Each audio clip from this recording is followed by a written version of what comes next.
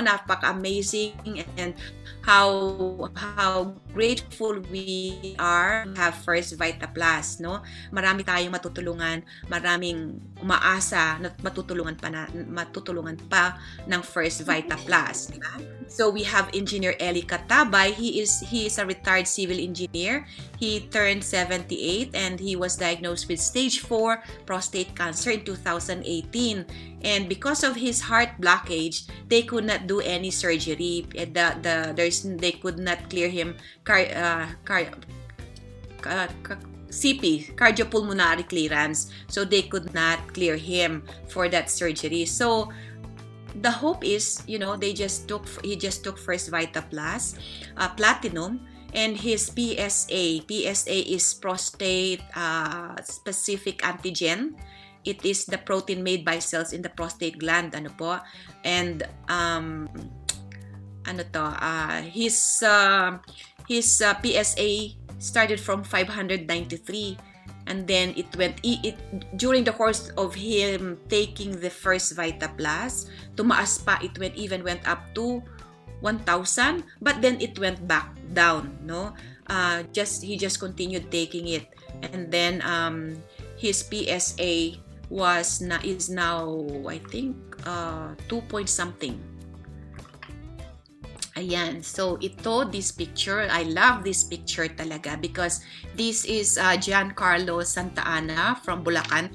He is premature, 5-month premature baby, no? So imagine, some people, sabi niya, can my son take this, my child take this FirstVitaPlus? Yes. Ayan po, this is a very nice testimony. 5-month premature. The grandma mixed it in a cup of dalandan, and then drop in a cotton ball. She used cotton ball to drop FirstVitaPlus into the baby's mouth, and then 3 days after, the baby's kulay bumalik po. Ayan. So here he is 9 years old with Dr. Custodio. Talagang favorite ko po ito. This is my favorite, one of my favorite testimony, no? And then here is Miss Bethry Midal, an RN from Nevada. He was taking VitaPlus before, but then he was diagnosed with COVID. But he recovered from FirstVitaPlus after 4 weeks, no?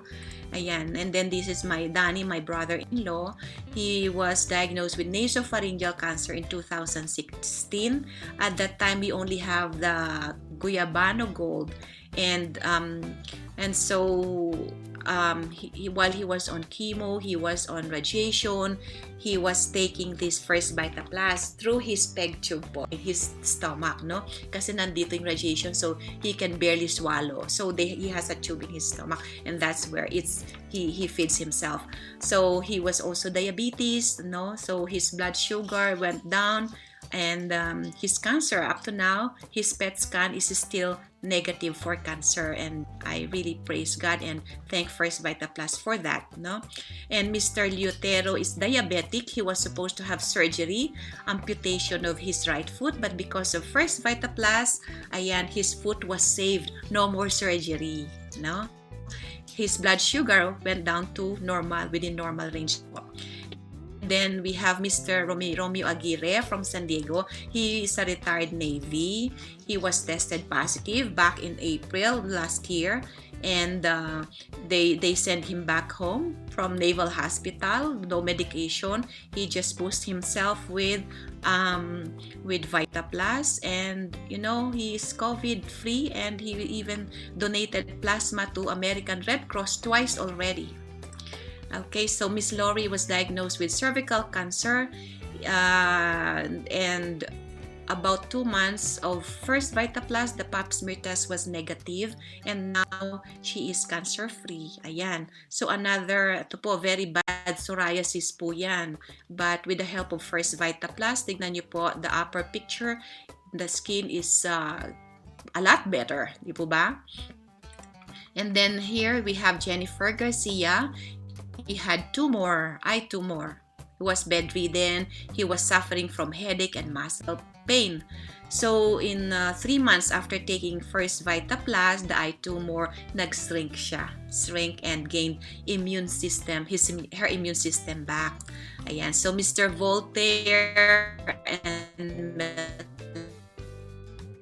yan ba yan, the different procedures like intrauterine insemination so they can have a baby. They did it twice. And Melanie also has was diagnosed with polycystic ovarian syndrome, but she took FirstVitaPlus, and after 5 days, her bleeding stopped. And after 5 months of taking FirstVitaPlus, she got pregnant. Di po ba napaka-powerful? No? So ito, we have other wonder works of FirstVitaPlus. We have Mr. Norman, ayan, his foot was also about to be amputated, nakatulong. So instead of amputation, the foot was saved.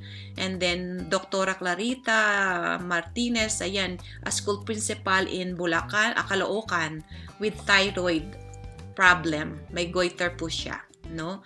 So after taking FirstVitaPlus, ayan, nag-clear po. Okay na. The goiter is gone. And then this one, ito si Patrick J. Dramo, suffered from condition called cystic hydroma. No? Ang cystic hydroma is an error. It's an error in the development of lymph sac dito po sa may niya, and the lymph vessels as baby develops, no, or during pregnancy. So after drinking FirstVitaPlus, ayan, visibly na po yung kanyang hydroma, no?